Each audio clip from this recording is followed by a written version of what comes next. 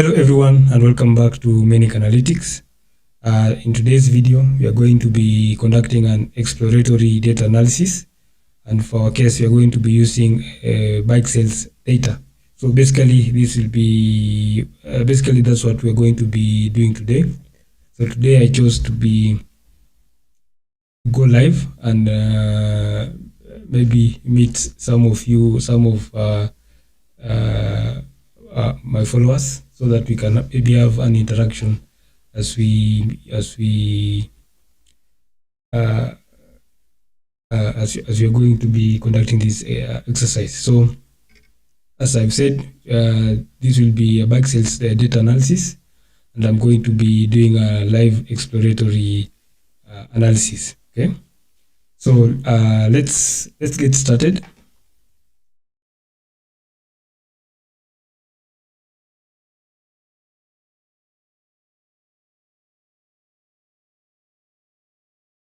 So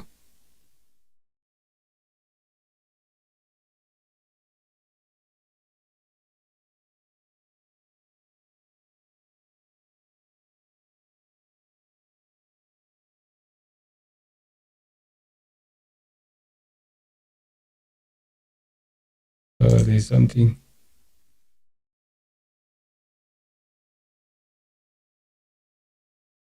Okay, so I think we are ready. So the first thing that we are going to start with is importing the libraries. So I'm going to import the libraries. The libraries that we're going to be using will be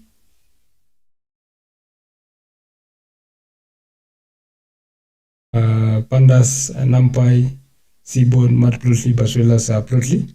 So this will be the libraries that we are going to be using in this analysis. So basically, the pandas and numpy are mostly used in data manipulation, while for seaborn, plotlib, matplotlib, as well as plotly, these are the libraries that we are going to be using those we'll be using those for visualization. So after we have imported these libraries, we move to the next step, which is about importing the data set. So df when importing, so pd.read CSV, then set the brackets. I'm going to paste the file path as well as the file name. So that is it. Then df then I'm going to print the first 5 rows of the data frame.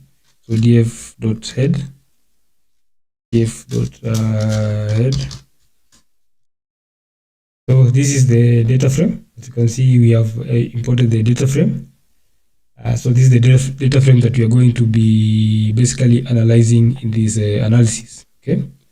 Then after this, maybe we can perform some summary analysis. For the summary analysis, so we want to have a quick overview of our data. So here, we can use the info method. So the info method, we'll get information about the total number of columns in our data frame. We can also get information about the data types, the null count. Okay, so that's some of that is partial information, or part of the information you can get about your data set from the info method. Another method is about the description. So like the df.describe. Also, this is another way that you can use to get a brief quick overview of, or a brief information about your data frame. So earlier on, you saw that from the info method, we are getting information about the column, the data frame, the data type. But for the describe method, we are getting about the count, the mean, standard deviation, minimum value, the percentiles, as well as the maximum value. Okay. So for our case here, when we look at the info method, you can see that for the column, we have the range index, which has about 113,000 entries. It is 113,036 entries.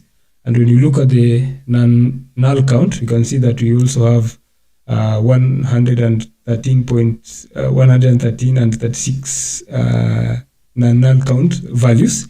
So basically, when we can say that our data frame does not contain missing values. Okay, so that's what we can get from that.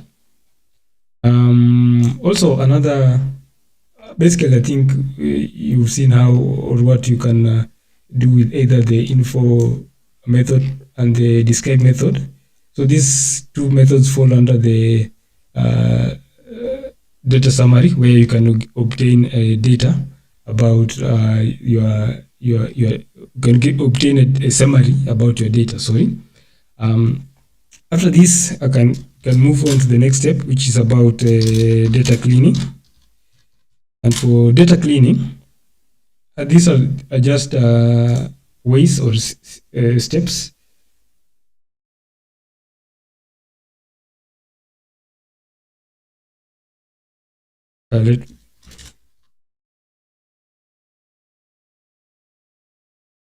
so for data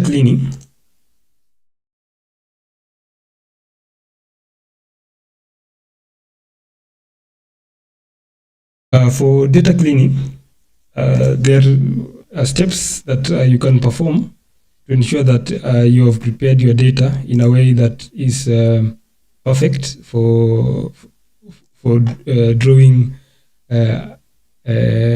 analysis. And under data cleaning, one of the steps that we can do is about checking for the duplicates. So we start by checking for the duplicates. So when checking for the duplicates, so I'll be using the duplicated method, and inside the brackets, I'm using the keep equals false. So basically, when using this argument, I think basically what you're saying is that I'm going to count every duplicated row in the data frame. So it does not mean we are going to skip the first row of the duplicates. So we're just going to count all and label them as true, then give out a summation of all true. I think all true values. I guess so. Then after this, so when we execute this cell, you can see that we have a total of 1,993 duplicated rows.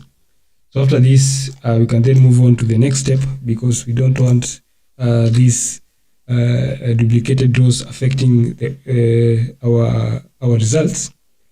So we are going to be dropping those duplicates, and when dropping the duplicates, I'm using the drop duplicated method. Then after that, I'm using the info method to see if we have a decrease in the number of entries or a decrease in the number of rows. So by that, it will suggest that we have successfully dropped all the duplicated rows. So I'm going to execute this. We are getting an output from this output. You can see that earlier on we had 113,036 entries, and after we have dropped the duplicates, we can see that we have a total of 112 and 36 entries. So basically, it means that we were successful in this, and we have dropped all the duplicated rows in our data frame. Okay.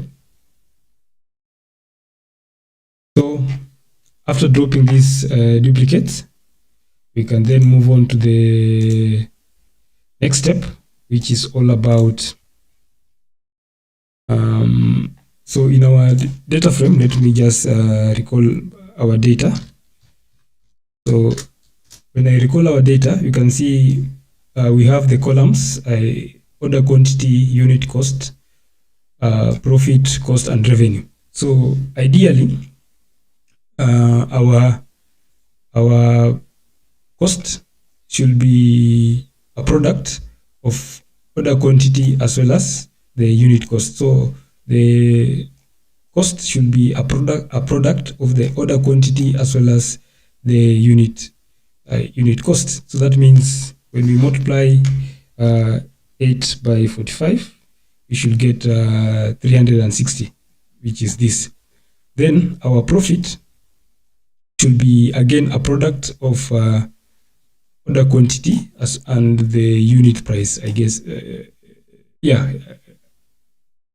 that should be, no, I'm sorry. For the revenue, I think that is the sales, should be a product of the order quantity, so the number of items that were ordered, and we are going to multiply that with the unit price. So again, it should be 8 by 120. It should give us 960. So as you can see here, we have 950. That means maybe some of these rows, maybe the data entry was incorrect. So the next step that we're going to be doing is we are going to perform calculations to ensure that we have correct input values in these in these columns. So for that case, for example, as I've said, for the unit cost, it will be order quantity times the unit cost. It will give us the cost, and while the order quantity times the unit price, it will give us the revenue. Okay, and when you subtract the revenue, when you subtract the cost from the revenue, then by that we will get the profit. Okay, so we are going to, I'm going to perform those calculations, and by that I'll be using functions. So let's start with the first one, which is about here we can say that we are going to ensure we have proper, or say correct, values in the columns. So here we can say that let's say start with the first one.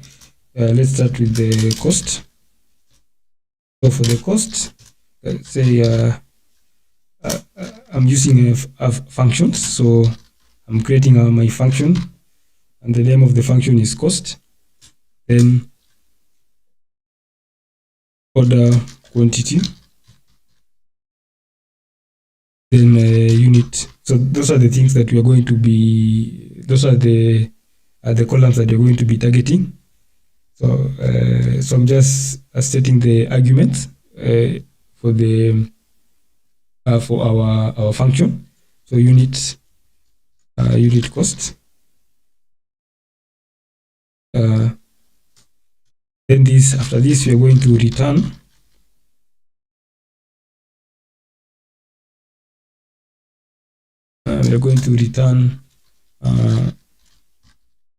order quantity. So quantity, then this one we're going to be multiplying that by the unit cost. Then after this we're going to, instead of creating a new column, we're just going to be using the same column cost. So you can say cost, then df dot apply. Then here we'll be using the lambda function. So lambda row, then say this, then we recall the name of our function cost. Then after this, let's say row, row. Then we are going to be targeting the order quantity column, so the order quantity. And then after this, let's say comma. Then again we are going to target, so the order quantity and as well as the unit cost. Just copy that inside the brackets, insert it inside the brackets. Okay, so after this, axis equals 1. Okay.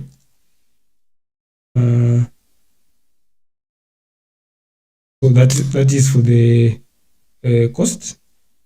So we are going to repeat the same for the revenue as well as for the profit. So we can just do that. We'll just so for the revenue, we are targeting the order. So our argument or the parameters for that will be the order quantity and the unit price. Then we are going to return, since we are dealing with a function, we are going to return the order quantity and the unit. We are going to return a product of the order quantity and the unit price. Then we will be saving our result in the revenue column. Then for the profit, again, it is revenue and cost. What we are doing, we are just subtracting the revenue minus the cost. So the cost from the revenue, and the result will be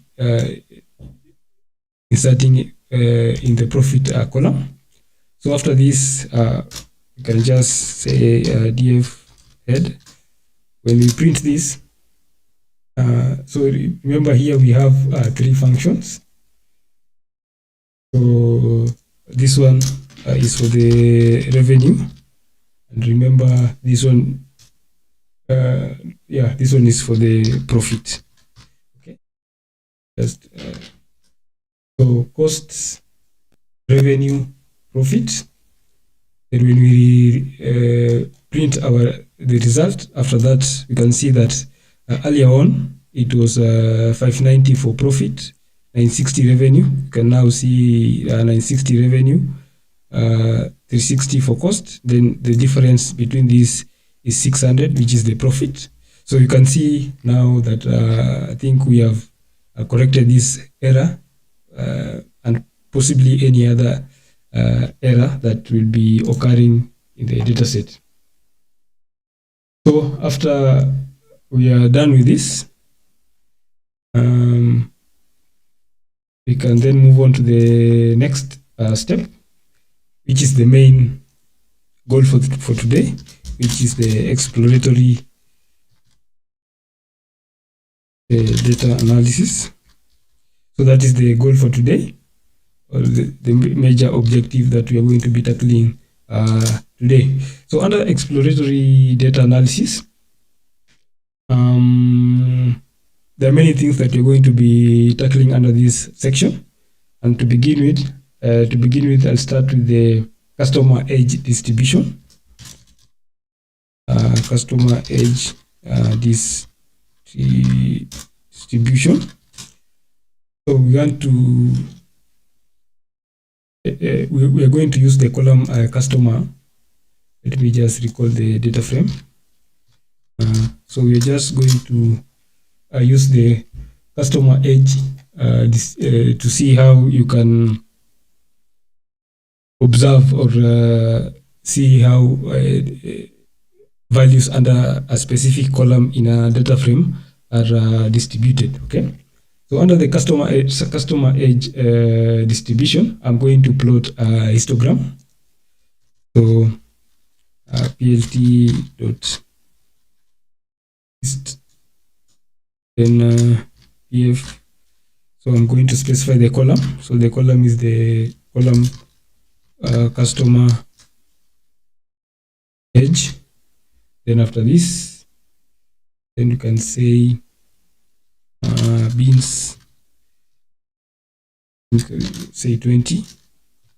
Then age color. This one you can say, let's use black. So it will be the edge color for those bars. Then we can insert the title for our chart. We can say histogram of customer age distribution.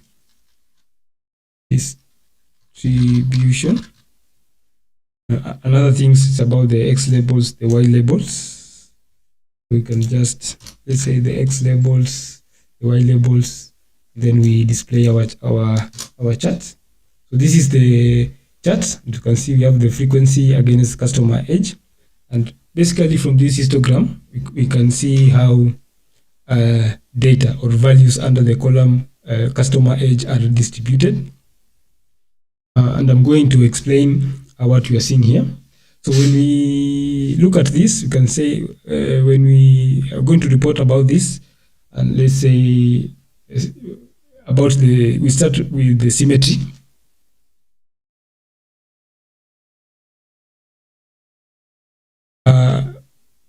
If we from this we can see that in terms of symmetry, we don't have that the normal distribution, because if we did have a normal distribution, let's say from 0 to about 90, so the mean should be around 40, 45, but we are not getting, you can see that the bus, it rises until age 30, around 30, 35. So the mean is about 30, 35. So in terms of symmetry, we can say that we don't have a normal distribution for this, for data under the customer age distribution column. And for the, we can, and for that reason, we can see that we do have a tail, especially on the right-hand side. We do have a tail. This indicates that having a tail on the right-hand side, we can see that this clearly indicates that we have a relatively few extreme values. So basically, in the context of the customer age distribution, it might suggest that a presence of fewer or very old customers, just because of the tail is telling us that in terms of customers, we have fewer customers who are very, very old. In terms of the skewness, we can say that the histogram is skewed to the left. I think that's a negatively skewed, meaning that we have more younger customers. So as you can see, the skewness to the left is telling us that we do have more young customers, and the long tail is telling us that we do have less and less older customers. Okay. So that's about the customer age distribution. And when we talk about another thing that we can observe, or we can analyze under the relationship between customer age, we can also do under the column age group, we can combine this and maybe product category and determine the purchase frequency. So let's say something about that. So age group purchase frequency. So remember we have the column age group, and we have the product category. So let's see which age group prefers which product category, and when we find the count, it will tell us the purchase frequency for that. So let's say purchase, let's get a purchase frequency.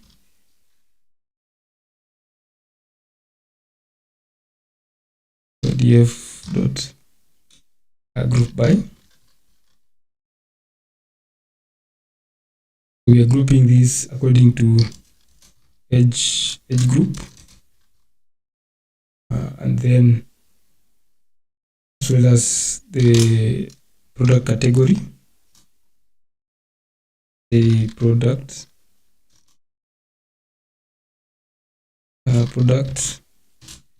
category,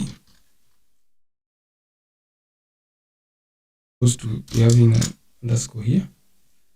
Then, since we're just dealing with, we want the count, so we can say size, and then we say reset index. Okay. Inside here, we can give a name of the column. So name, let's say purchase frequency. Purchase frequency.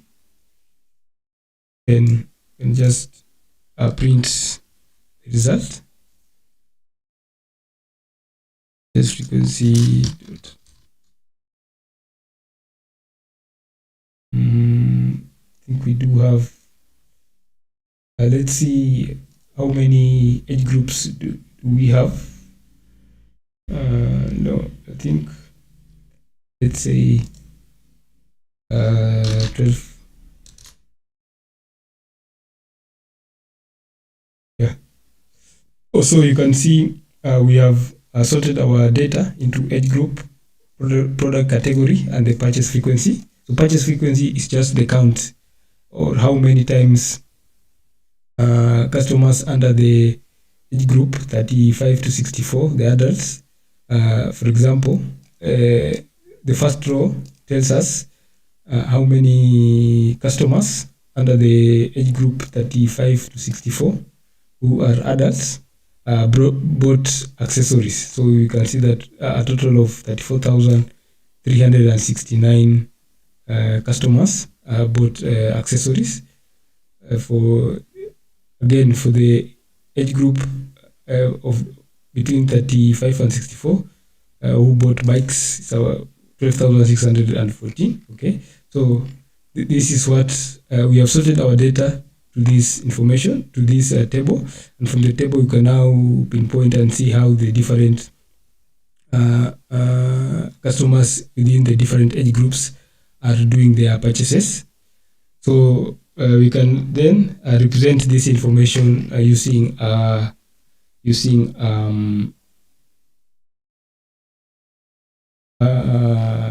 bar graph. So we will be using a grouped bar graph. So by using a grouped bar graph, we'll be grouping, for example, the adults between the age of 35 to 64. We'll be grouping those and seeing how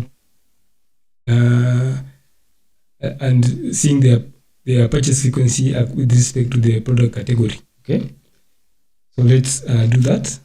So purchase frequency, then so df no, this one we're just going to go directly to plotting our chart. So for this I'm going to use Plotly. So for Plotly we are using a bar graph, and then our data is coming from the purchase frequency data frame. Then our x's will be about the age groups. Then our y's, those will be the bars, will be the purchase frequency, so the count of that. Then the color sequence will follow the product category. Then we provide the title, labels, and since we don't want single bars, we'll be using a grouped bar so that we can able to see how the different we're able to see bars representing the different product categories. And then we can update our layout so that we fix the width, the heights, and the bar gap between those bars. Then we display our charts. So when we run this, so we are getting some error. So the value y is not column in the data. So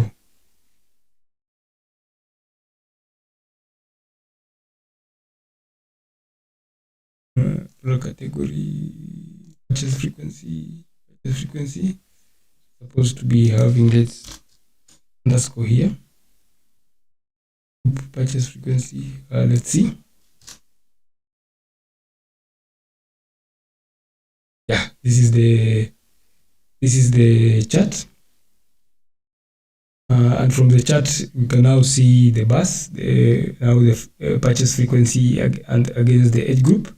So for the age group of adults between 35 and 64, you can see most of the products that they purchased are accessories, followed by bikes and then clothing. The seniors, 64 years and above, generally it is the age group with the least number of purchases, as you can see, compared to the other age groups. Again, when we look at the purchase frequency, again, most of the products that they purchased were under the accessories, and I think they will be followed by. I think it will be followed by I think this one is clothing, then followed by bikes. For the young adults, we are seeing a similar trend as what we saw with adults between 35 and 64. But in terms of the number of purchases, it's quite less than the adults between the age of 35 and 64. While for the youth, again, we are seeing a similar trend, but in terms of purchase frequency is quite less than the other than the young adults as well as the adults. Okay, so by now I think you have seen how you can sort this data, plot a group bar graph to represent the information. Okay, so moving on, we can perform another analysis, which will be it's about age group and profitability. So we can compare how the different age groups of customers, how their profitability. Okay, so we can say age group and profitability. Okay.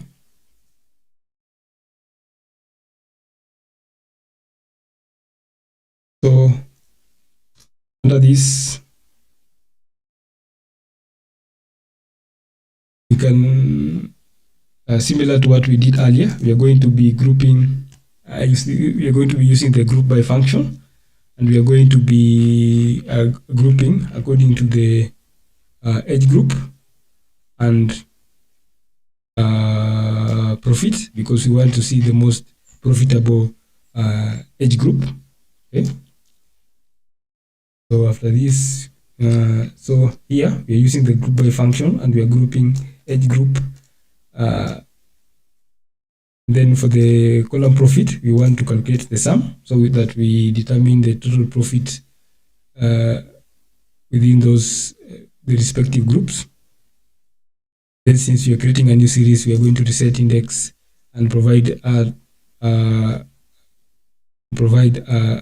column name for the column profit.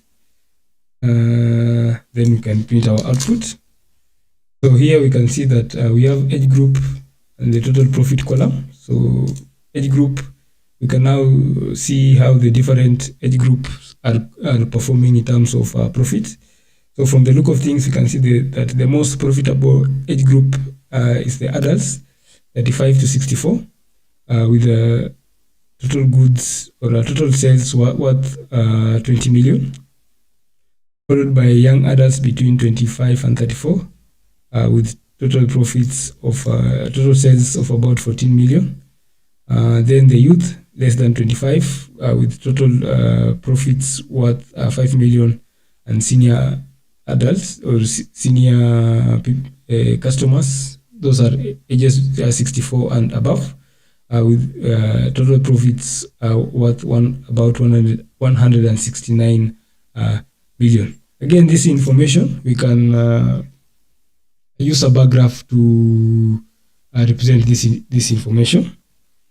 So again, for the bar graph, we are going to plot a bar graph. Again, I'm using Plotly. Then we're using data from this series, age group profit. Then our x's, the x values will be the age groups, the y values will be the total profit. Then we are the color sequence, we want that to come, or we want that to be from the age group. Then provide the title for our chart, then labels if necessary. Then when we run this again, you can see this is the chart. You can see most of the profits are from the adults with the age group between 35 and 64, followed by young adults, youth, then the seniors. Okay. So moving on, we can also calculate profitability according to gender. So again, profitability according to gender, similar to what we did earlier. So we can just copy this. It's not something different. And just copy this and paste it here. Then here under this, we are going under the variable name for this. We can just say, let's say gender profit group. Then we are going to be grouped by customer gender.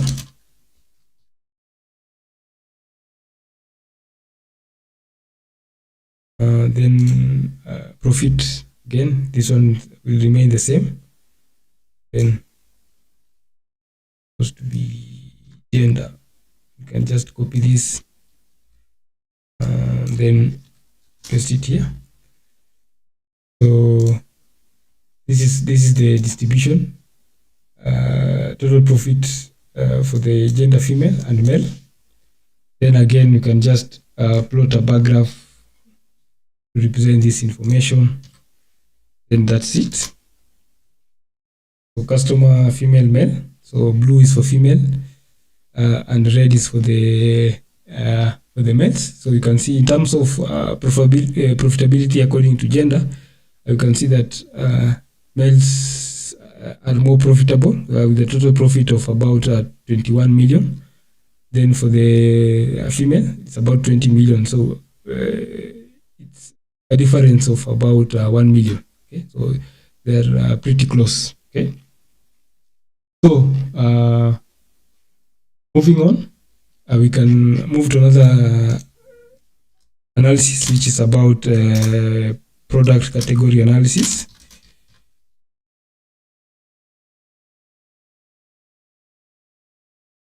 So let's say product category.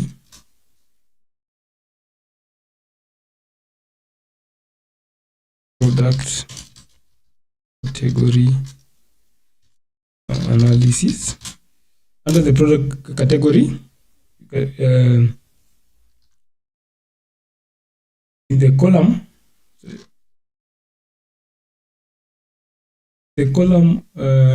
product category. So we are going to conduct an analysis where we are going to see how different products are competing, or we are going to compare their performance against each other and see which type of product category performs better with the metrics that we will select. So so we have three columns are representing products. That's the product category, subcategory, and the product itself. So I will first use the product subcategory. Then we can then move on to the product category and see how they're competing against each other. So for the product subcategory, so we start with the product subcategory. So let's say product metrics.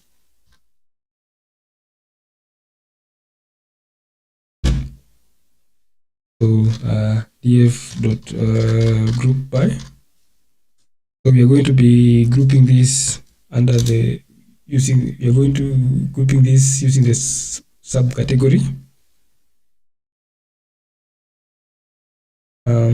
Then, since we are going to be comparing different metrics, so I'm going to use an aggregate function so that we can use a dictionary to list those metrics. So under product subcategory, the first thing that we're going to be comparing is about order quantity. So for the order quantity, you're going to get the sum. So basically, we are trying to find out the sum of each, the sum of the total ordered things, the sum of the sum of the products that were ordered. Okay. Then for the unit cost,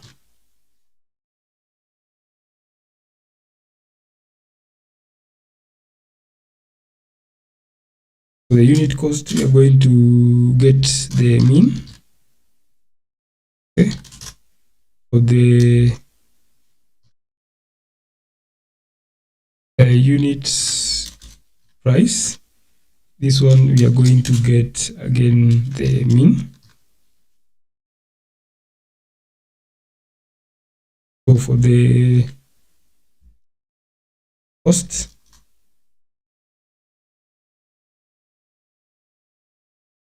so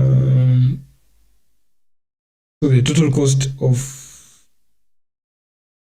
producing those products. So this one can get, maybe we can use the sum, revenue. This one we can use again sum. Then for profit, again this we can just calculate the total profit. Okay. Then after this, since we are generating a new series, we can reset index. Okay. Then for the offer mock, we are going to rename so that we can at least clarify what we are doing. So for the product metrics, we are going to rename such that you can see the product category. You can see the product category, the order quantity. So instead of a unit cost, we can just name that to average unit cost. So instead of unit price, since we are calculating the mean, we can just rename that to average unit price. The total cost, total revenue. Okay. Instead of profit, we can just say the total profits, total revenues. Okay. And so let's see. After this, we can then print the output. So let's say print product metrics. Maybe we can use another, let's say. So you can see now we have sorted our data. You can see now we are able to group our data according to the different products. So it's for the bike racks, you can see a total of 4,741 bike racks were sold. The average unit cost for the bike racks was about $45. The average unit price was going at $120, and the total cost was $213,345. The total revenue generated from that was $568,920, and the total profit obtained from the product bike racks was $355, $575. So from this, let's see how let's see how many products do we have. So I'm going to find the total number of unique items or values under the column subcategory. So when you print this, you can see we have a total of 17 products under the subcategory product subcategory column. Let me just use 17 here so that we get a list or a table showing all products. So if you, for example, when we look at, let's say, road bikes as a product, we can see that how many road bikes were ordered. So we find that information under the order quantity column. You can see that a total of 19,638 road bikes were ordered. The average unit cost for the road bikes is about 1,180.45. Then the average unit price, I think that is the average selling price for that, is about 1,899.9. Then when we do the math, the total cost for that will be for the road bikes, it will be about 23 million. That 23 million 138 and 77. So that is the total cost. Total revenues generated from that is this, and the total profits realized from that is this. So with this table, I think we have conducted a summary. You have summarized these products, and you've seen how they are performing. Okay. Again, we can plot a grouped bar graph to represent this information so that it's easier to visualize than being in a table like this. Just as we did earlier, it's not something different. So for here we're going to be plotting a grouped bar graph. The similar things are similar as what we were doing earlier. It's just the same thing, just repeating the same thing. So you can just maybe copy this, paste it here, then just change a little bit of things to fit whatever you are doing. Then after this, we can, when we execute this cell, this is the output we are getting from that. And you can see on our x-axis, we have the different products. And on our y-axis, we have the metric value. So the metric value is I think it will be the prices. Okay. And another thing about using Plotly is that it gives you more room or space to play around with your charts. So for example, if I only want to see how the different products are performing with respect to the order quantity, and let's see how they are matching up with respect to the order quantity, how many products are being requested by the different customers. So we can just under this section on your chart label as a variable. So we have something like a key, which is the different color codes are representing the different variable. So if we want only to see how the different products are performing with respect to the order quantity, you can just click on the rest, and they'll be deducted from the chart. And as you can see, you are only remaining with information about the order quantity. And with this information, now you are able to see how the different products are performing. Okay, so if you want again to see the average unit cost, so you can just click on that and click on the order quantity, and it will be deducted from the chart. And whatever bars you are remaining with in the chart are the bars that represent the average unit cost. So in terms, let's say we want to compare the different products in terms of the total profits we are generating from those products.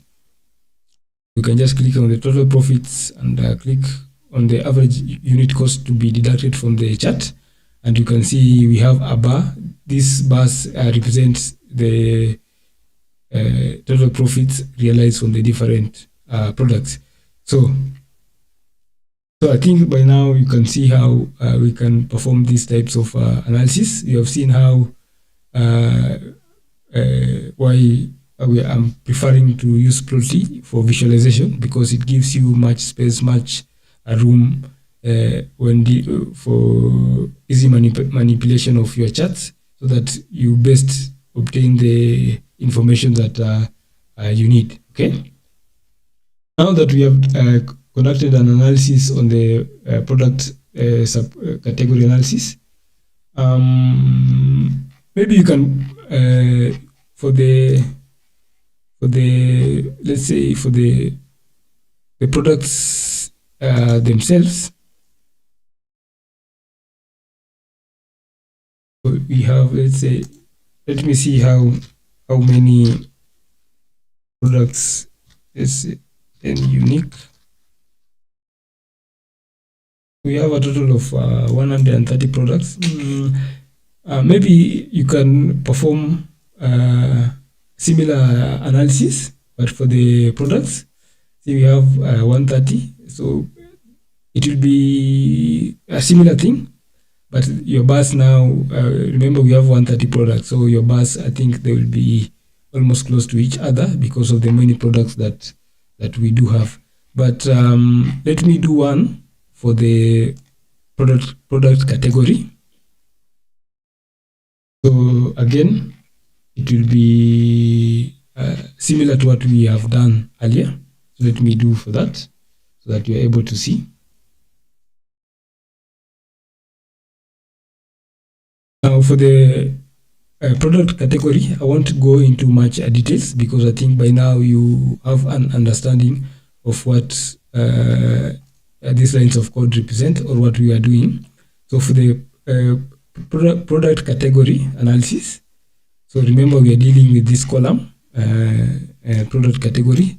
The other one was about the product subcategory. So maybe if I can just copy this and product subcategory. So this one is about product category. So for the product category, let's see how many products category we have. So let's just do the same, and products, let's say product category, and we find the number of unique values under that column. So we only have 3. Okay, 3 is you can work with that. So product metric.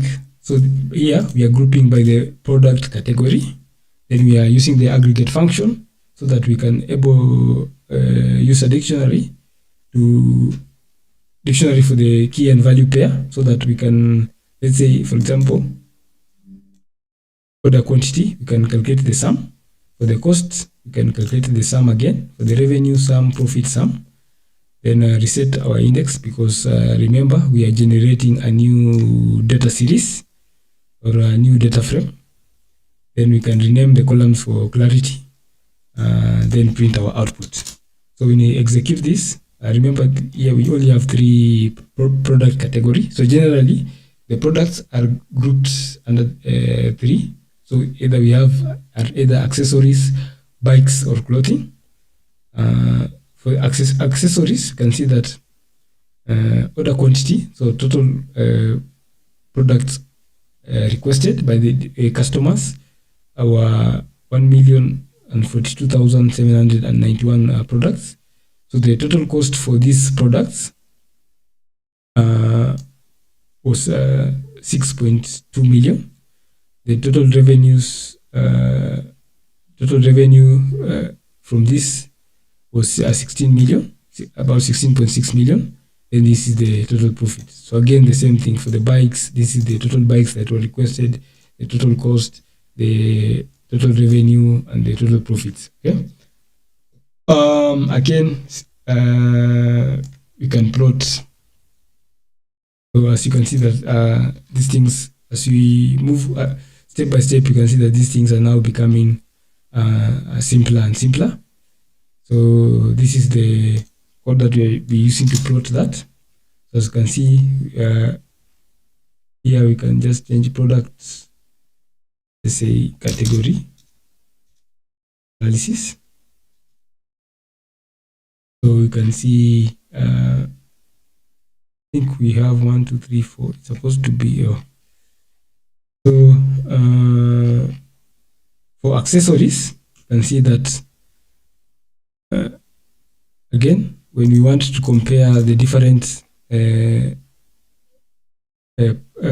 product categories with the order quantity, you can see that accessory were the most sought items, accessories, about 1.04 million items, while clothing was the second with about 254,000, while bags were listed at about 36,000.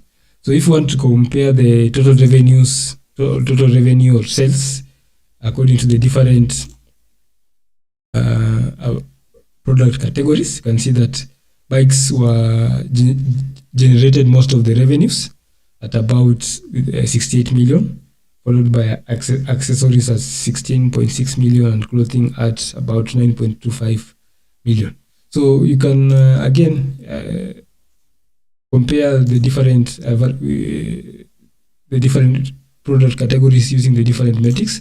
As I told you earlier, you can click on this variable list here, and it will deduct or include the variables that you want to compare with, the product categories with. Okay, so moving on, we can move to another analysis, which is about geographical analysis. So the geographical analysis here, we can see, or maybe we are dealing with different countries.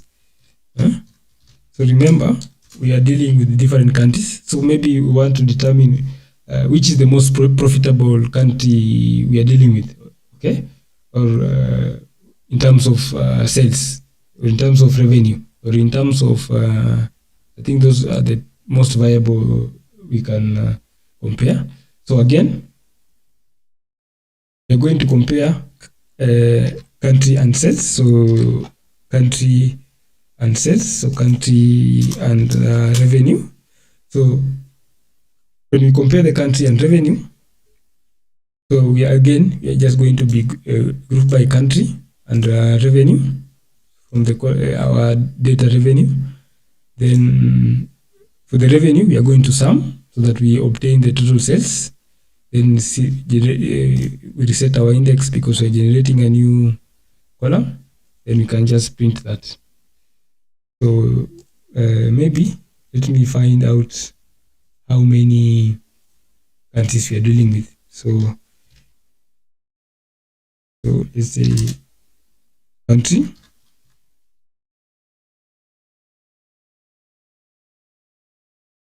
And unique. So this basically it just prints out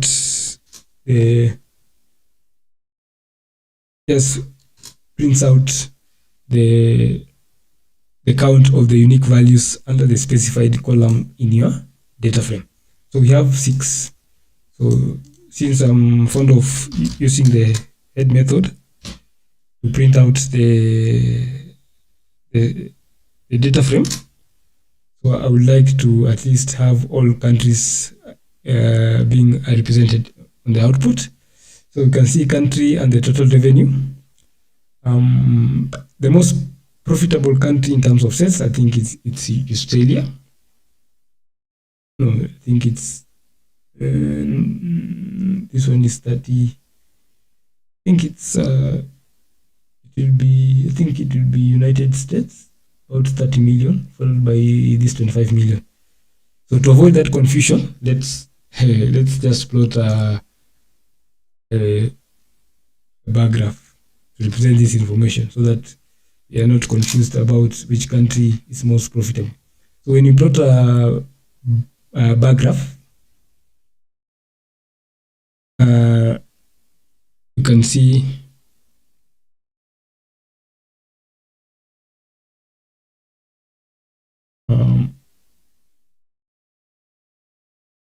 so when we plot a bar graph,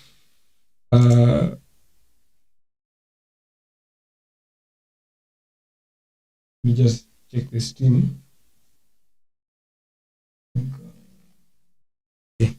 So when we plot the bar graph, a bar graph to represent this information, you can see basically up to now, I think you've now seen that such code is just a reusable type of code. You're just copying here and pasting as you continue. Then, so from the result or the output of this, you can see that United States is the country leading in terms of sales.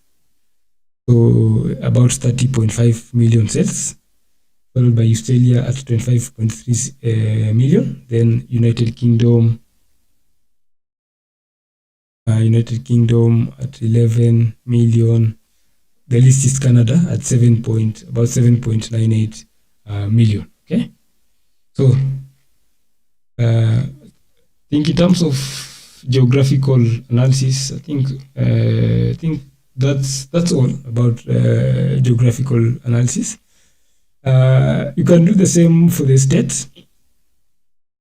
Maybe for practice, you can, let's say, for example, you can choose a specific country, let's say Canada, and see and choose a specific country, let's say Canada, and a specific state, let's say British Columbia, and determine the sales with respect to that state.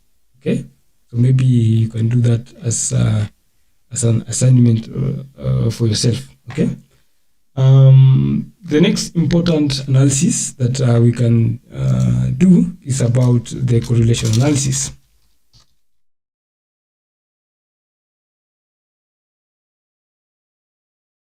So for the correlation analysis, remember in our data set,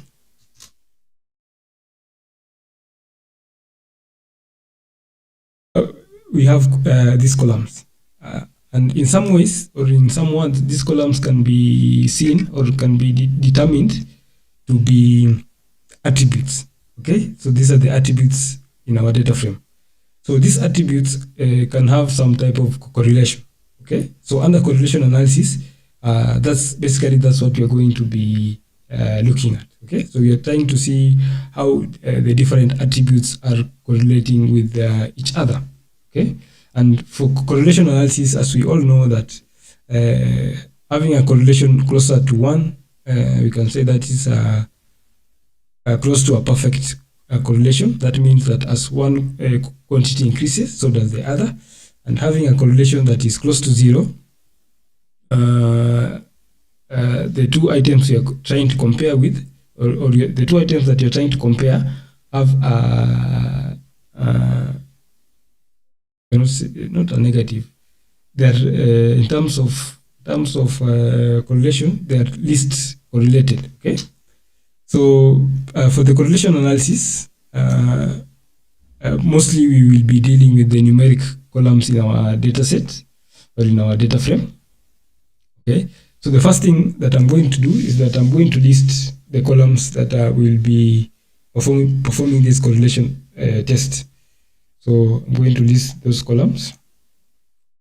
So basically we can say create a list of columns.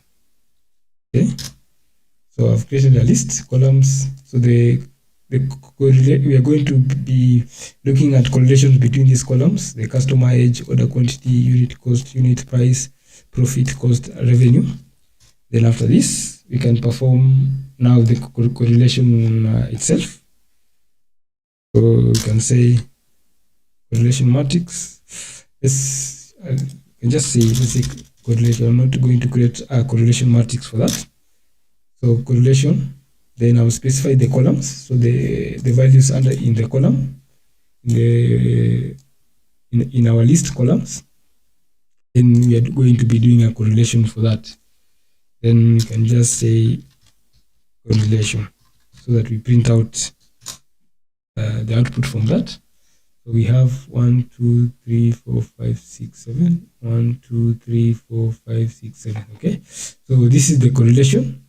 And for the correlation, you can see how the different, as I said, attributes are correlating with each other. So for example, we have something known as a diagonal, the main diagonal, where these correlations are 1, 1.0, 1.0, 1.0, 1.0. So these correlations are 1.0 just because we are comparing the same attributes. So if you are comparing customer age and customer age, definitely you're going to get a correlation of 1. Okay, so let's see how customer age is correlating with the other attributes. Okay, sorry. Then when we compare customer age and order quantity, we can see we're getting a correlation of 0.02. So there, there's a list, or should we say list? There is less correlation between those two attributes. Again, customer age and unit cost, you can see this is a negative correlation. So they are least correlated, and again, it's a negative correlation. So maybe, so for example, if this value could be, let's say, a negative 0.7, for example. So one, it is 0.7. That means it is moderate to high. There will be moderate to high correlation between those two attributes, and it's a negative, so it will be in the opposite direction. So when we compare other type of, let's say for example, we compare if is there a correlation between the order quantity and the number of and cost. So order quantity and cost, you can see 0.03. So this is a weak correlation. For revenue, let's compare unit price and let's say revenue, or cost. Let's say revenue. So unit price and revenue, you can see that we have a 0.8 correlation. So 0.8 correlation, that is quite high. So that means as the unit price increases, so does the revenue. So maybe if you're seeking to increase the revenue of the sales, you can do that by increasing the price. So I think you're getting the correlation. Then for profits and cost, again, you can see this for profit. As profit increases, so does the cost. As profit increases, so does the revenue. Okay. As the cost, for costs and order quantity, we saw this is a negative correlation, but it's in the other direction. Okay. So basically, this table gives us the correlation between the numeric attributes in our chart, and you can see how the different attributes are correlating with each other. So this information is also important because when you are trying to optimize one attribute, for example, when you are trying to optimize, let's say, for example, the unit cost. So you want to drive the cost of production of an item. You are trying to reduce that. So if I'm going to reduce that, what other attributes I'm going to impact? Okay, so if I'm going to reduce the unit cost, then the unit price definitely is going to decrease. But the order quantity, we are having a negative correlation of 0.5. So what will happen for the order quantity if we reduce the unit cost and it's having a negative correlation?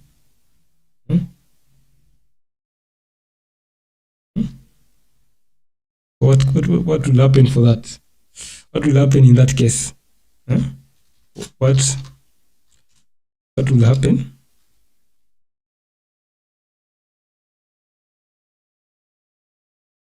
So let's say if we have a negative correlation. Negative correlation meaning. So for negative correlation, you can see that a negative correlation is a relationship between two variables that move in opposite direction. So in other words, when variable A increases, variable B decreases. So in our case here, for the unit cost and order quantity, see it's a negative. So if we are going to decrease the unit cost, the order quantity will increase. Okay. In other words, when a variable A increases, variable B decreases. So it's an inverse of the correlation. So if you're going to decrease the unit cost, the order quantity will increase, which is true because decreasing the unit cost. So in our case, if we decrease the unit cost, and the unit cost is highly correlated with the unit price, so that means the unit price will decrease. If the unit cost decreases, the unit price is going to decrease. If the price of purchasing an item decreases, it increases the order quantity. Think you've got now if you're getting a negative correlation. Okay. So moving on.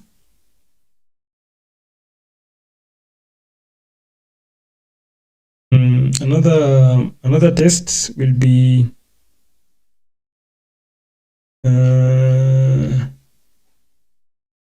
let's perform let's say move on to ANOVA. So this is an analysis of variance.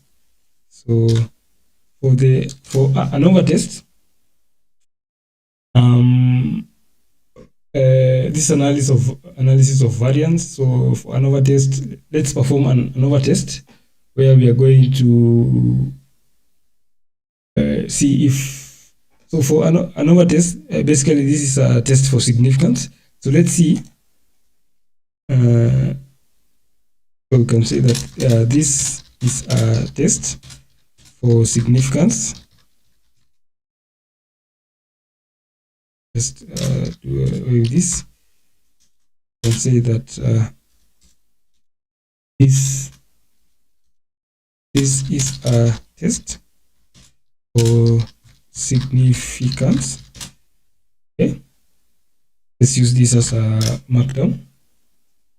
So between two or more attributes. So it depends with how you're going to apply that. So for our case, I'm going to compare between the product category. So here we are going to perform an ANOVA test between, let's say, product category and profit. So is there a correlation between product category and profit? So we are trying to answer that question. So let me just insert this here so that we can just do away with this cell. So for the ANOVA, this is a test for significance between two or more attributes. Okay, then we're going to perform an ANOVA test between product category and profit. Okay, so performing this, the first thing that we need to do is import the modules for for ANOVA.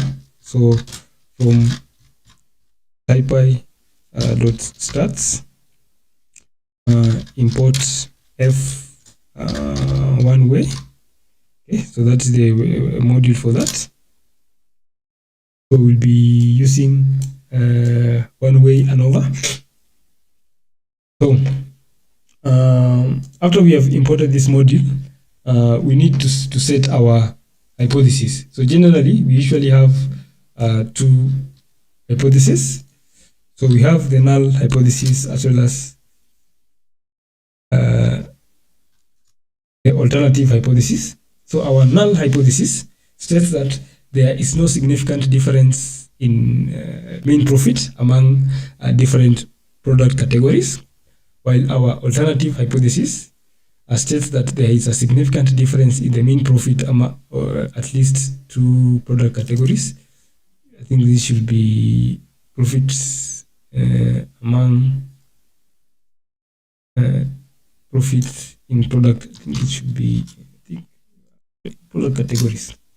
Okay, so our null hypothesis. So null hypothesis, like we're denying there is no significant difference, and alternative hypothesis is like we are saying if this is not true, then our alternative hypothesis will suffice. Okay. So after this, we start performing the ANOVA test. So product categories. So it's like filtering data under the product category. So I'm sorting data under the column product category. So I'm just looking for unique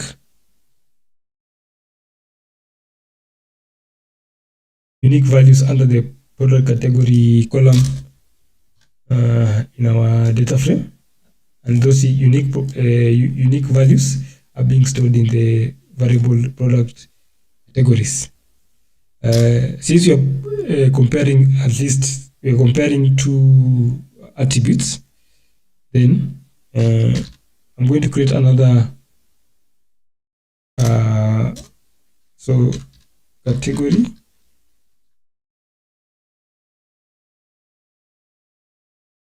where I will be df say this one is df, then profit. So basically I'm preparing my data for ANOVA test, and since we are comparing profit and the product category, so this is what I'm going to be doing here. So I'm going to like create a new series where I'm matching those values. So product category, then there's something that I'm missing. df profit. I think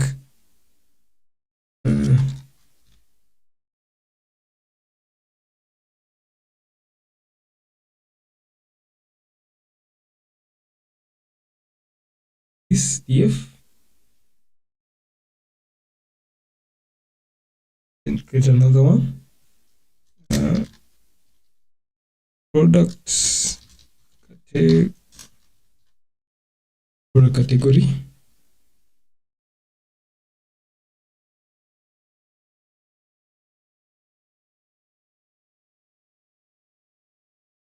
Let me just write this, then I will explain what is happening. Then for category in product categories.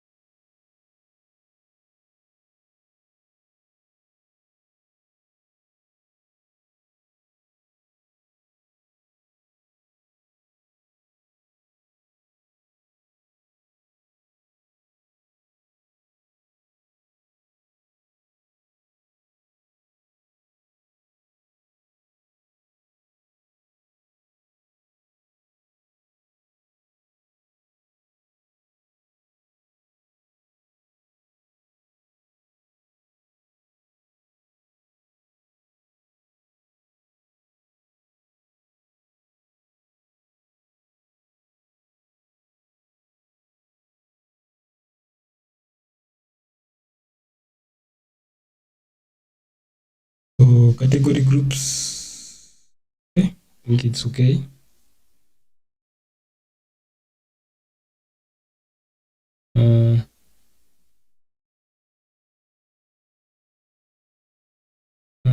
There's something. Let me.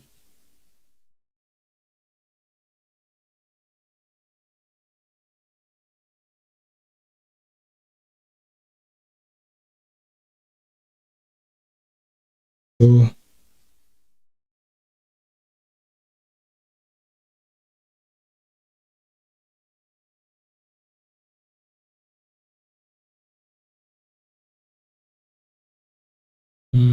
what is not happening?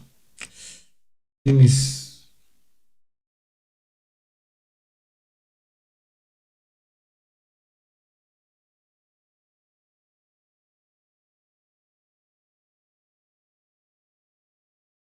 so for this, the first thing that we are doing is that we are going to extract unique values.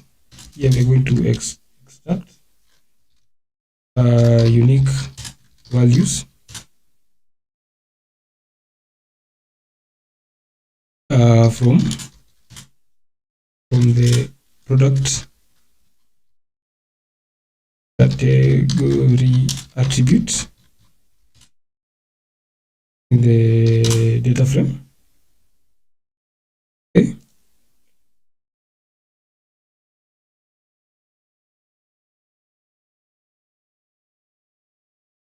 Then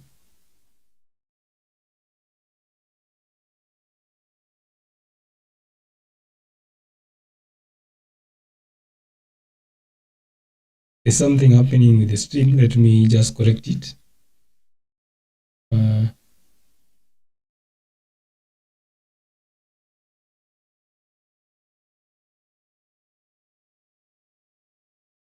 Okay.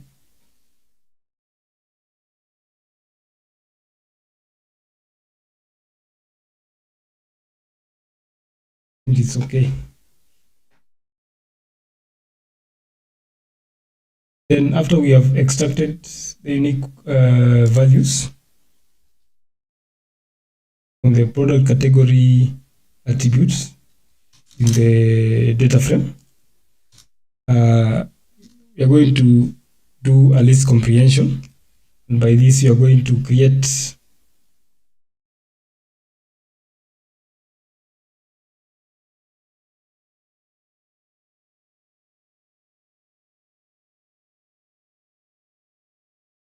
so with this line, we are going to create a list. Let me visit.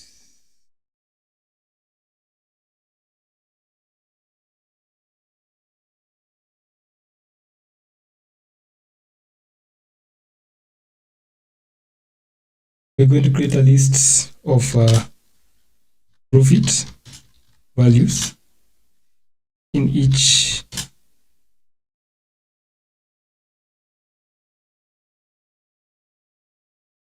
we are going to create a list of profit values in each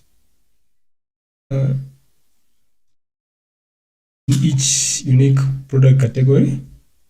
So basically, what we are doing is that we're going to create a list of profit values for each unique product category. That means this line of code is going to iterate through each unique category, the value that we have created earlier. In each unique category in the product category,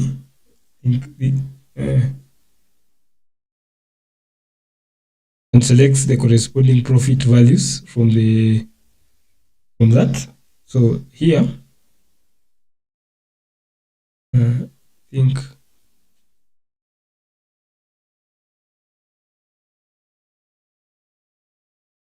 okay, so this is supposed to be this column. So basically, you're going to create a list of profit values in each unique product category. So I think we're just doing something like matching those values together. Then after that, we're going to perform a one-way ANOVA test where we'll be getting our F statistic as well as the p-value. Then after this, I think we will print our results, then do some interpretation of our results. So here, we are going to print the results. So we are going to print the F statistic, this one, as well as the p-value that we have obtained. So this is the p-value. So assuming p-value is the result from the ANOVA test. So using the p-value, we are going to perform some interpretation of our results. So for the results, if the p-value is less than or equal to alpha, then we are going to print the results that we're going to reject the null hypothesis. And when we reject the null hypothesis, the interpretation for that is that there is a statistically significant difference in the mean profit among the different product categories. Else, if the p-value is now greater than our set alpha at 0.05, then we are going to fail to reject the null hypothesis, which is another way of just saying we're going to accept our alternative hypothesis. And the interpretation for that is that there is not enough evidence to conclude a significant difference in the mean profit among different product categories. Okay, so let's just print this. So this is the F statistic and this is the p-value. So the results, the p-value is significantly or is lesser than 0.05. So if p-value is less than 0.05, then we are going to reject the null hypothesis. So let me just insert a statement here saying that a rejection of the null hypothesis indicates that there are significant variations in profits across the product categories. So therefore, this suggests that the choice of product category has an impact on profit. So basically, in simpler way, there is a significant difference in the mean profit in product categories. That means if you are going to select a product category, it has a significant influence in the amount of profit that we are going to get. Okay. Another test of analysis will be about age group and order quantity. Okay. So when we are going to test for this,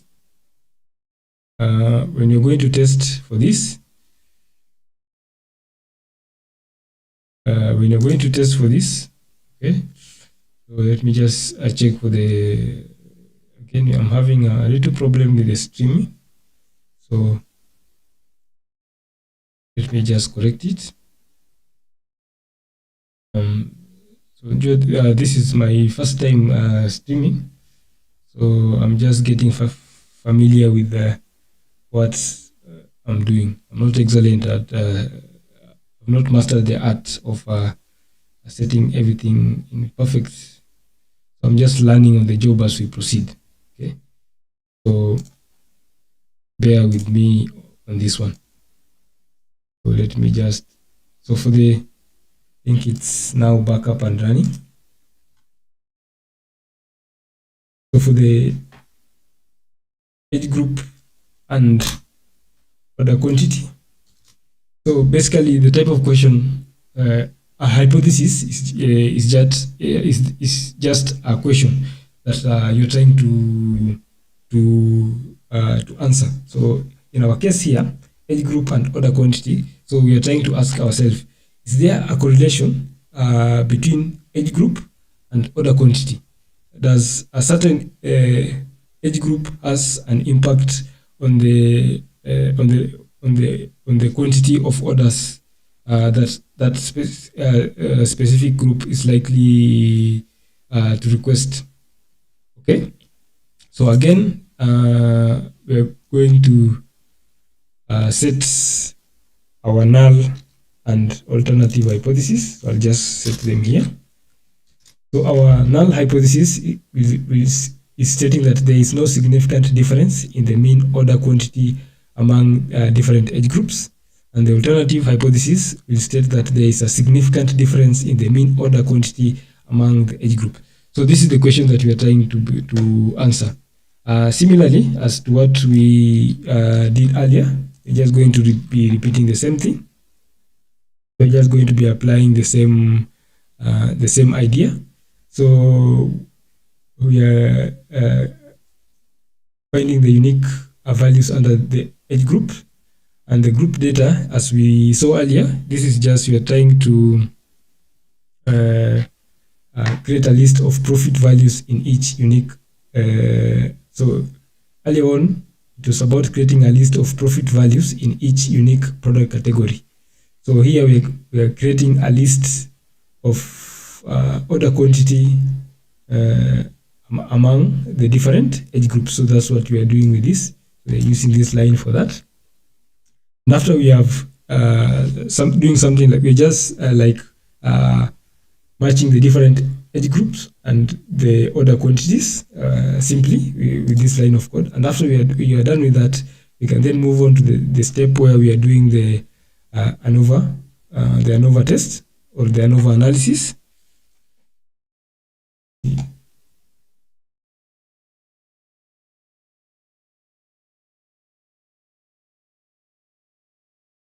Okay.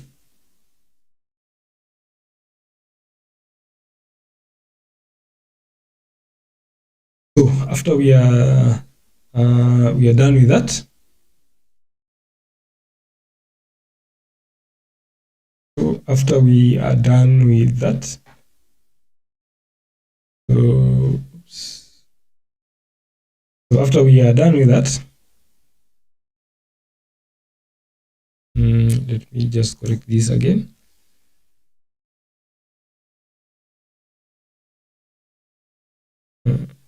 Where is it? So after we perform the one-way ANOVA, then we print our results. So this is the one-way ANOVA results, the F statistic as well as the p-value. And then we set our alpha at 0.05. So basically this is at 95% confidence level, or I think 95%. Then if our p-value is less than our alpha that we have set here, we're just going to print this result. We're going to reject our null hypothesis. And the interpretation is that there is a statistically significant difference in the mean order quantity among the different age groups. Otherwise, we will fail to reject the null hypothesis. And the interpretation for that is that we will not be having enough evidence to conclude a significant difference in the mean order quantity among the different age groups. So when we execute this, we have the one-way ANOVA results. The F statistics 29.77. The p-value is 3.11 times this is 10 raised to power negative 19. So this is very, very small value compared to 0.05. So our p-value is less than our alpha. So when the p-value is less than alpha, we are going to reject our null hypothesis. And the interpretation for that is that there is a statistically significant difference in the mean order quantity among different age groups. So if we are going to use this statement, we can as well as reuse the statement that we used earlier, stating that a rejection of the null hypothesis. So if you're going to reject the null hypothesis, so a rejection of this null hypothesis is going to indicate that there are significant variations in the mean order among the different age groups. So this suggests that order quantity is impacted by age groups. Okay, so we have performed an ANOVA test, and we have seen how we can apply that when we are trying to perform. It's just under correlation analysis. So we are just trying to see how different attributes are a comparison between different attributes and see how they are matching. For another correlation analysis, I think I will do one on chi-square. So for the chi-square,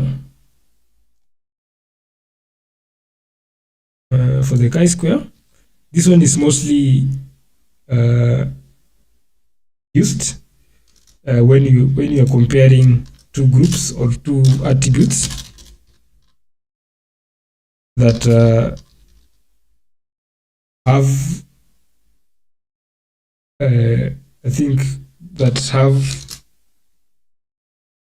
categorical values, or you can say strings for that matter. So I'm going to perform a chi-square test, and I'm going to look for an association between gender and product category. So when we look at a gender, this is a customer gender. So we can see we are dealing with the categorical values, and the column product category, again, these are categorical values. So when you are dealing with these categorical values and you want to perform a correlation test to see if there is some type of correlation between these attributes, so I won't perform a test where I won't assign numeric values to these categorical values, but I'll just use a chi-square to test for that type of association.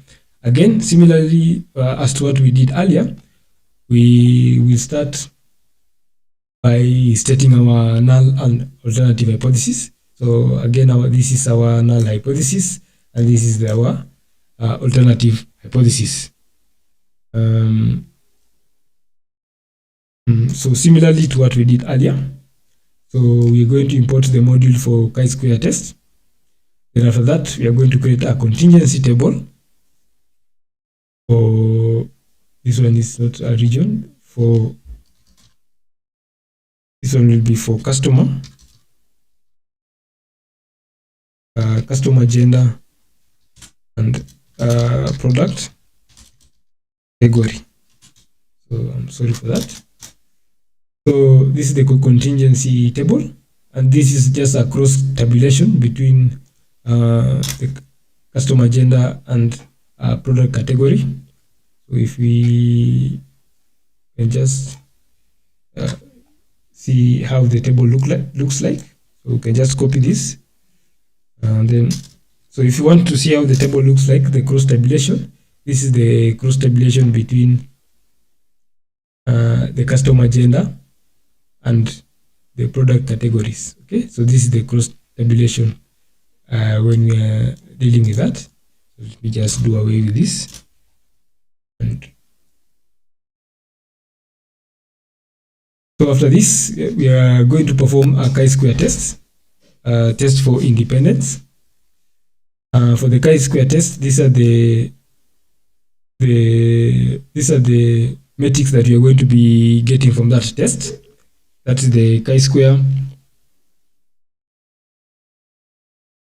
p-value, the degree of freedom, as well as I think the last one is usually the expected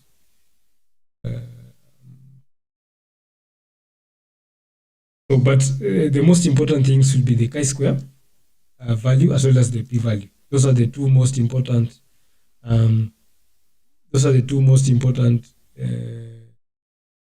metrics that we will need from the chi-square test.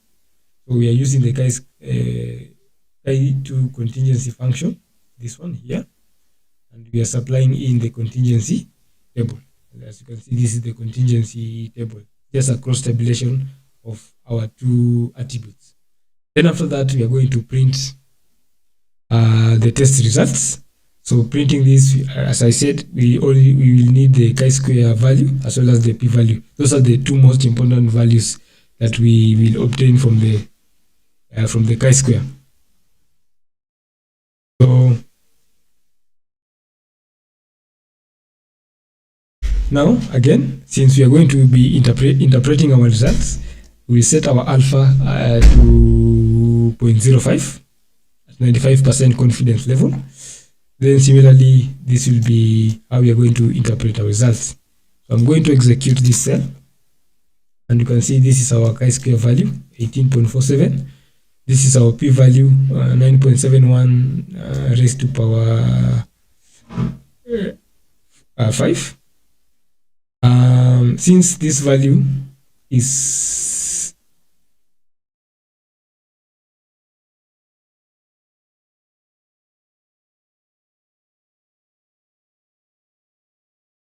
since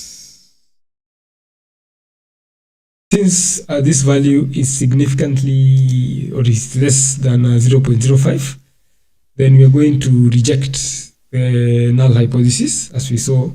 Then we're just going to print this statement that there is a statistically significant difference in the customer gender and product category. So if you're going to apply the interpretation that we did earlier, is that the rejection of the null hypothesis indicates that there is a significant difference between the customer gender and product category. That means the type of product that is requested by the type of product category,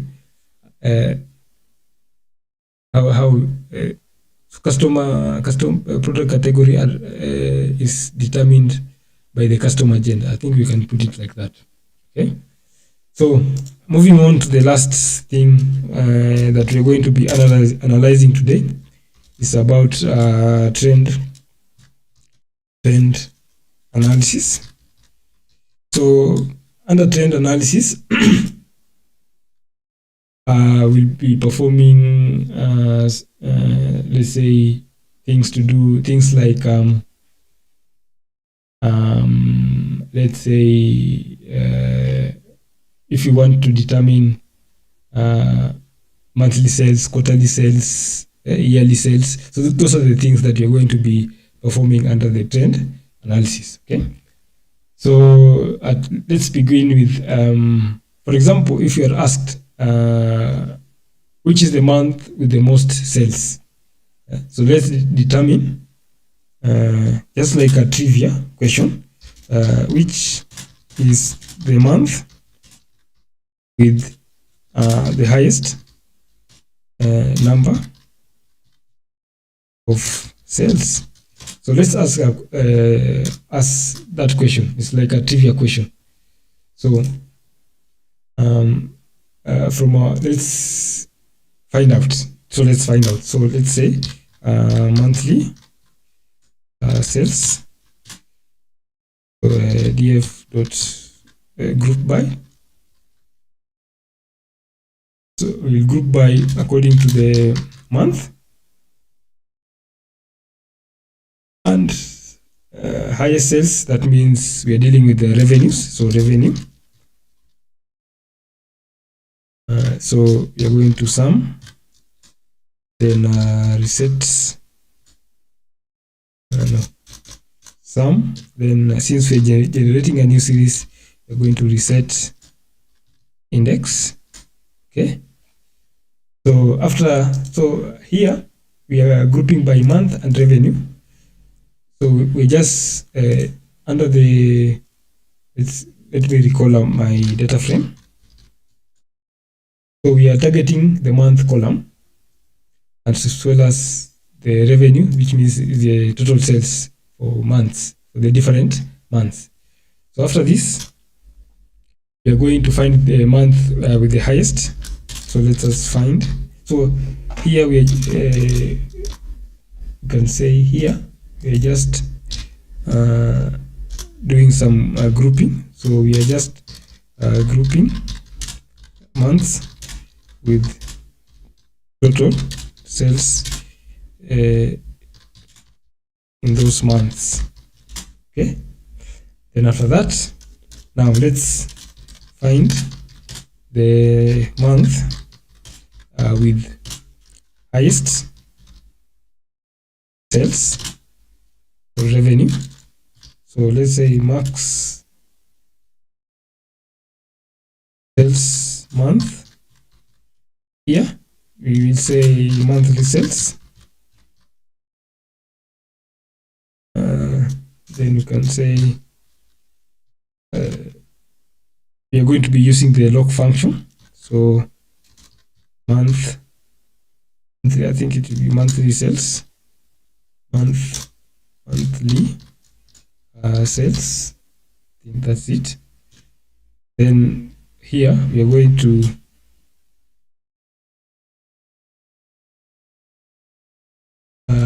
revenue.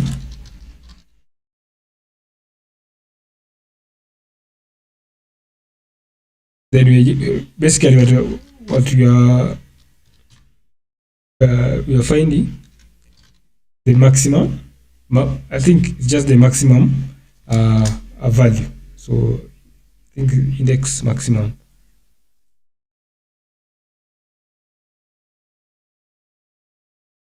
Month is supposed to be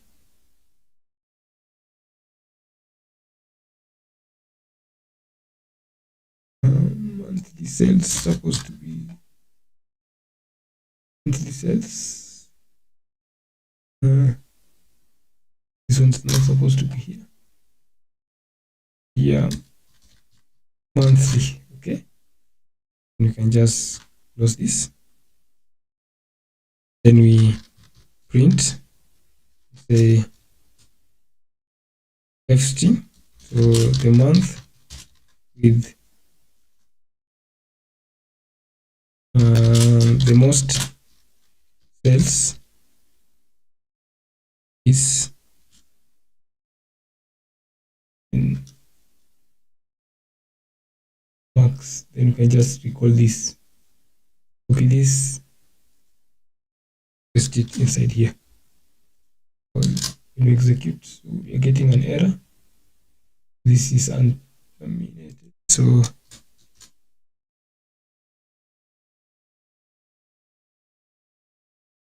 an error monthly. Monthly sales.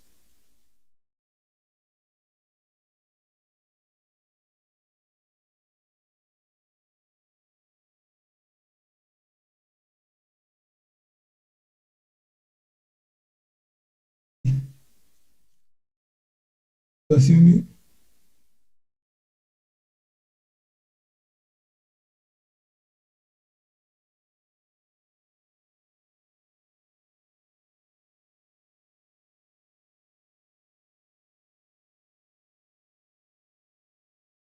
for monthly sales, ef.group by month, revenue, set index, find the month with the highest sales, max month,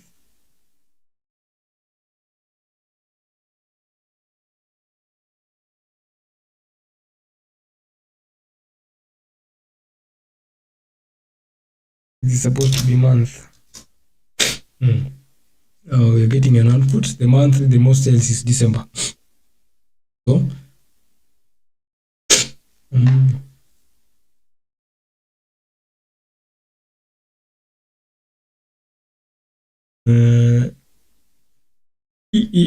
another way that you can use to determine this, let's say we use the date time format. So we convert the month column to date time. Okay, then we group by month and sum the revenue, and then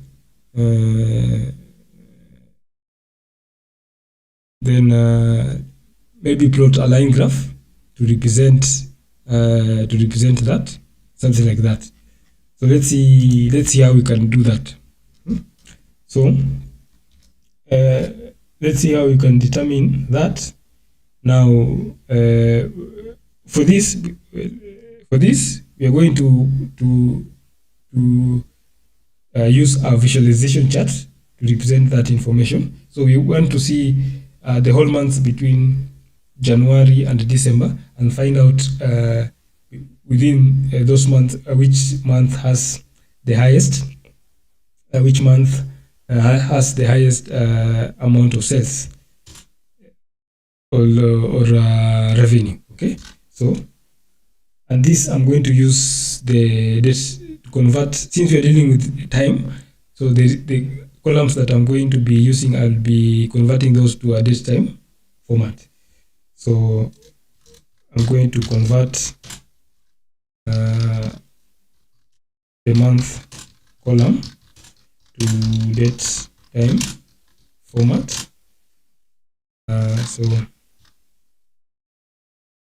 month, and here we can do pd dot to date time to date time month, then we specify the format, that is the format. The format you can use then after this we are going to group by month and revenue. So group by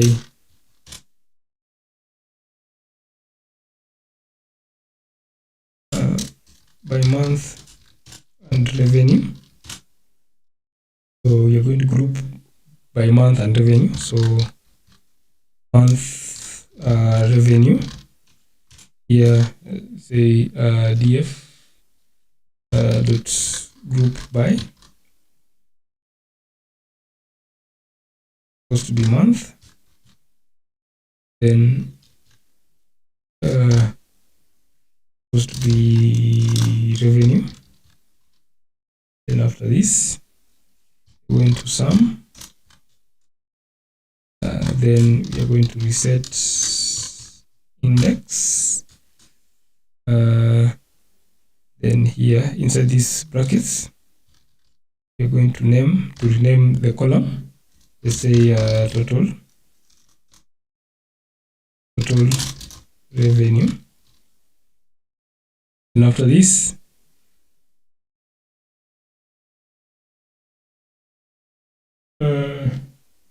let's see what we are getting with this.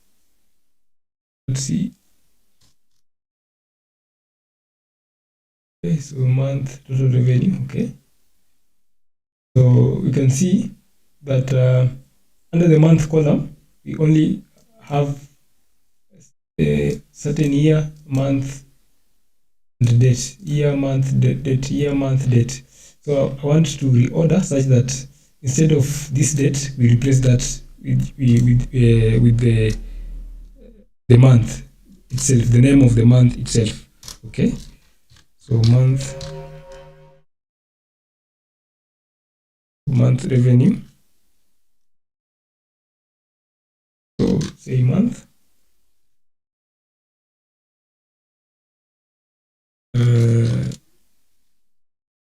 Month revenue. Then so we are going to remove dot dt str.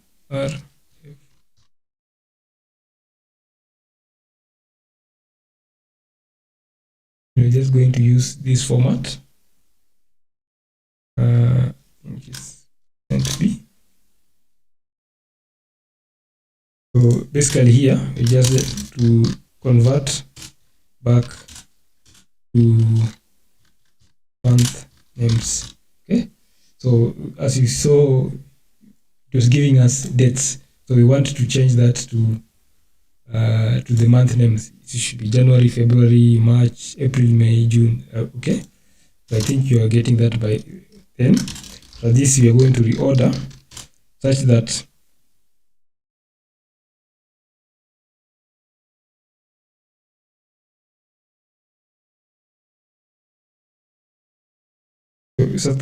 we start from Jan to Dec.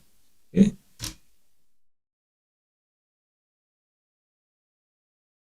month order pd dot date range.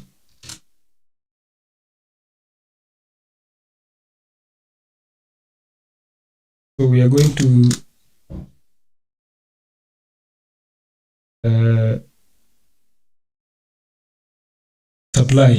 supply an imaginary date range.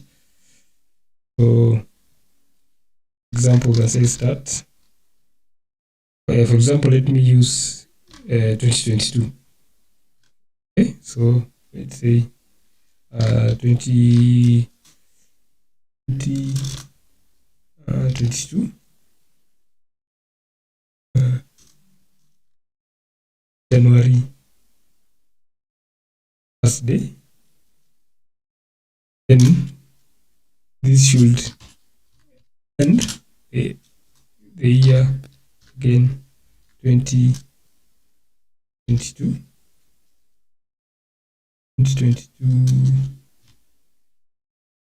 12th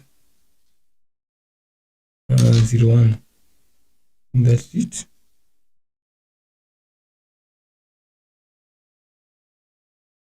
Frequency.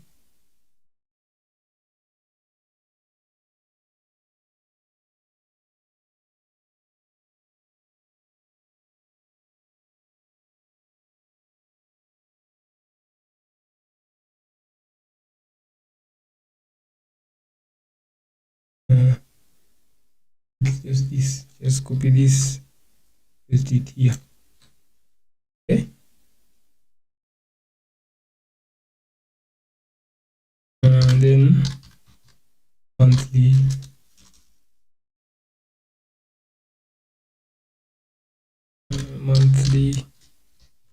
revenue. Monthly revenue. Set index month. Then we're going to re-index this according to month order. This one that we created earlier. Then reset index to a new index. And then we print our output.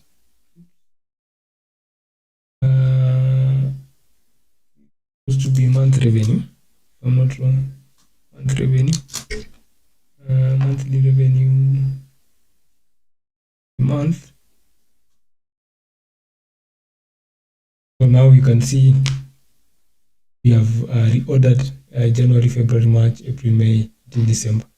So for example, if we change this, let's say 2021, and here again 2021. So you can see we're just remaining the same thing. So by this, we're just trying to set a date range such that, and this is just an arbitrary, so that when you're trying to reorder, you should follow that specific date range that you have set. Okay.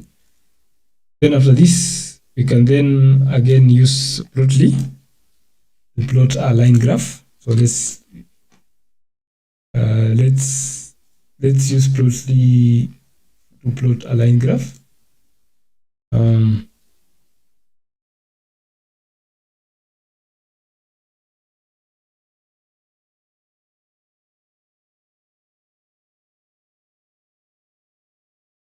So px, and this is for that. Then we can just copy this, paste it here. So this is the line graph for stipulating the monthly revenue. So as you can see, you're starting from January until December, and as you can see, as you move the cursor along, you can see the different months. So January, February, March, April, May, June, July, August, all the way until December. So you can see that trend. The highest peak is between June. You can see that it's about June is about 10 million, while December is 10.11. This one is 10.01. So you can see the highest month in terms of revenue is December, followed by June. Okay. Moving on, we can now move on to yearly sales trends. So with the yearly sales trend, again,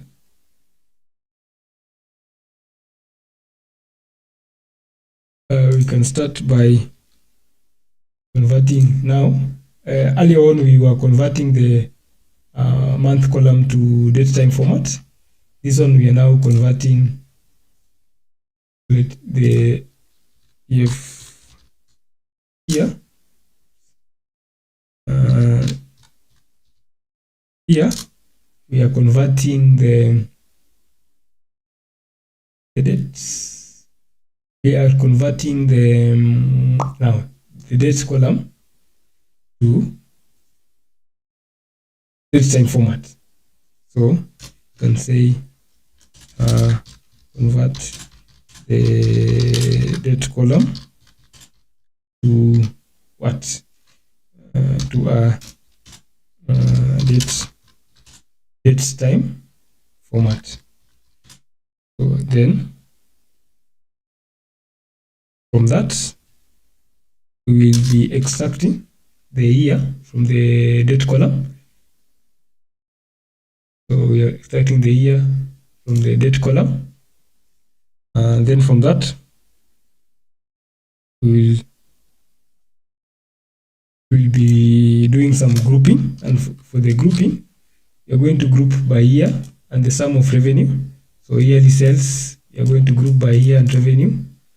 Reset index, total revenue, again the same thing. So you want to see what is happening here, so just print this.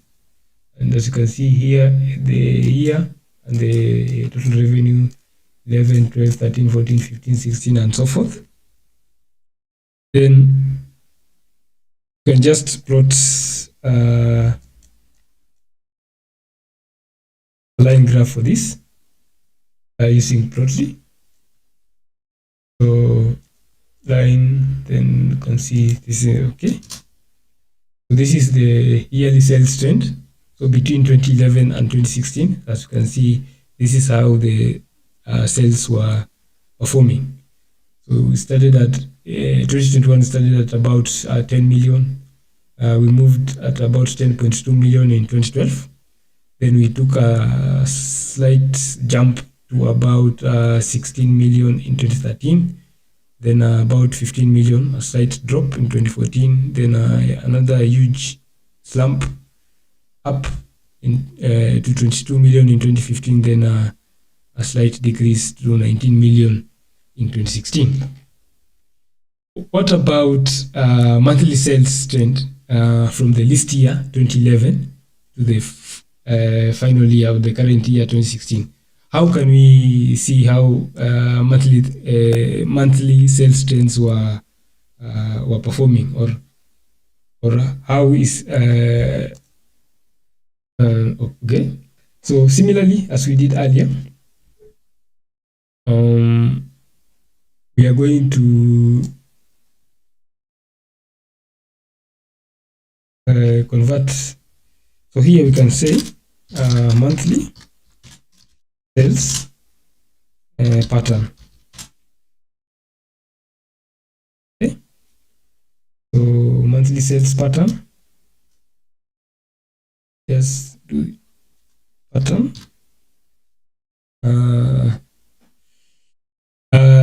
Remember, initially we converted the date column to date time format, so we don't need to repeat that process here. But what we are going to do, we are going to create a new variable, so sales data, and say, so basically under this we are going to extract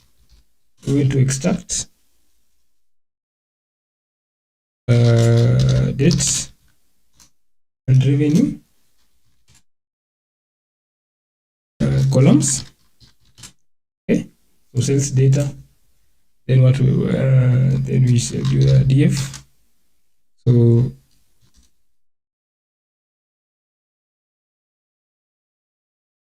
data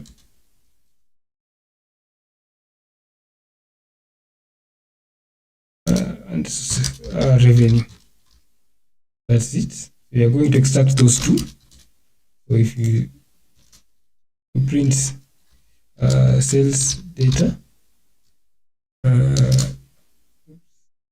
data not the index, data revenue,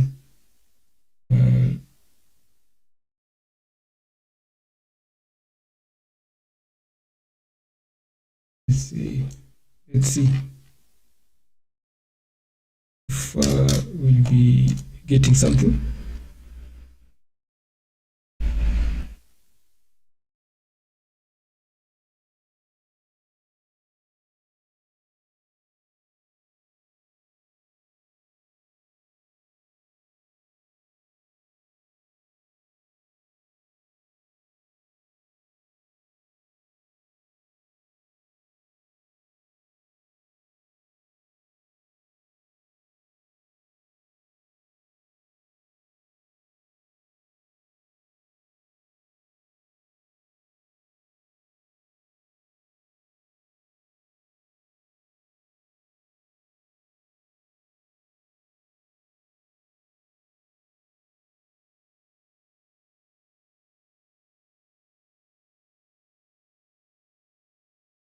Maybe if you first set the dates column as the index, you might get something. Let's do that. So sales data equals to sales data dot set index, so the date column to as our index.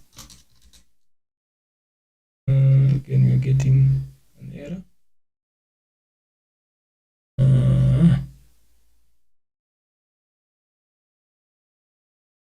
Let's see. Let's just continue and see. After this, we are going to resample monthly and sum the revenue for each month. So monthly sales data, we're going to resample monthly, then we are summing the revenues for the month. So let's see if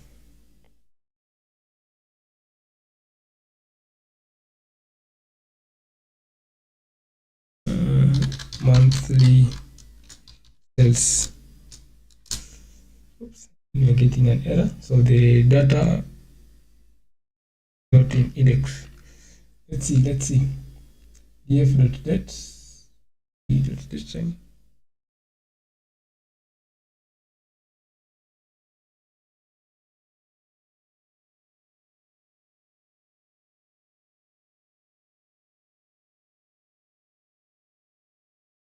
Control C, you can just okay. Then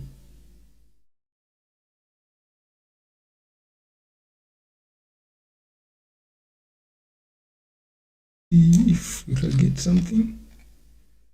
Sales data set index dates. Okay, now we are getting something.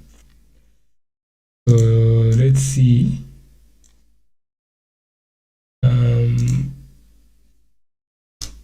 Sales data.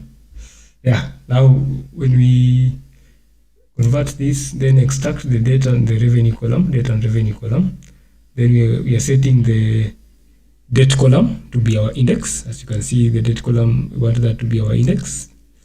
Then after that, we resample by monthly and sum the revenues for those respective months. That's why we're getting this. Then after this, we can use Plotly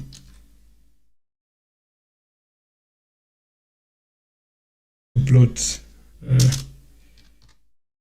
plot the trends using Plotly. That's it. We can just say hash. Then when we plot this, hooray, we are getting it. Now this is the monthly sales trend from the list year. Our list year, according to our data, was 2011. So we are starting from 2011. You can see January 2011, and we are moving all the way up to December 2016. So you can see how the monthly sales were fluctuating according to the different years. So you can see we were almost on a set line between January 2011 up to 2013. So we are on a relatively the monthly sales were almost similar between those 2 years. Then after June 2013, we took this slight bump until 2014. Then there was this graph, again an increase, then a huge decrease in sales. You can see the total revenues were zero between August 2014 up to December 2014.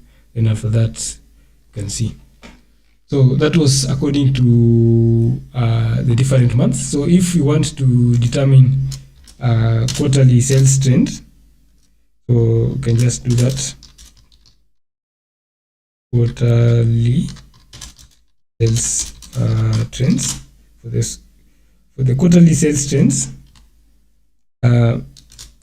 everything remains the same. But what we're just changing is something very, very small. We can convert the date column to the date time format, again extract the date and revenue column.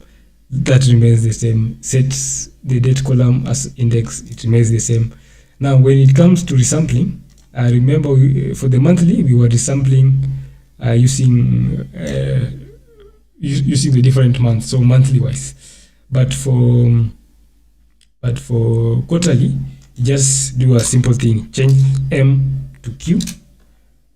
Then instead of monthly, you can just title this as a quarterly sales trend from the list here. You can just say quarterly sales trends. You can just do away with this.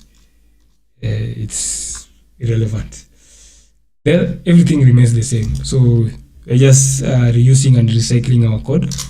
So when we execute this, this is the quarterly sales trend.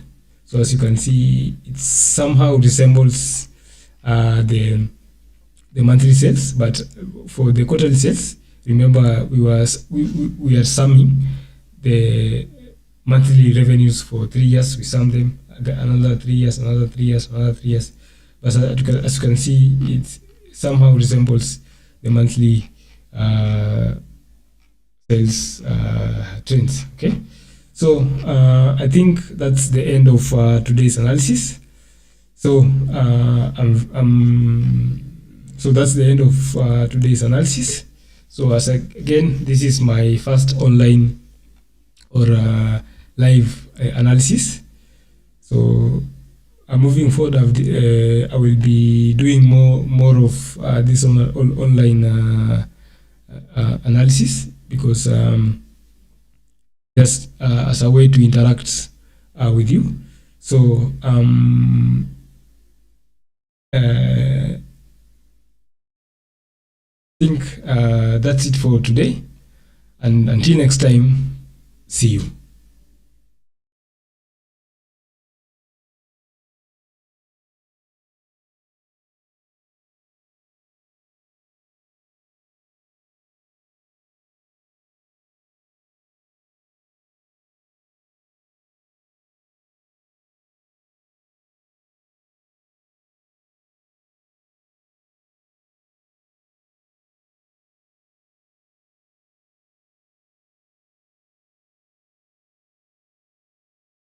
So let me end this.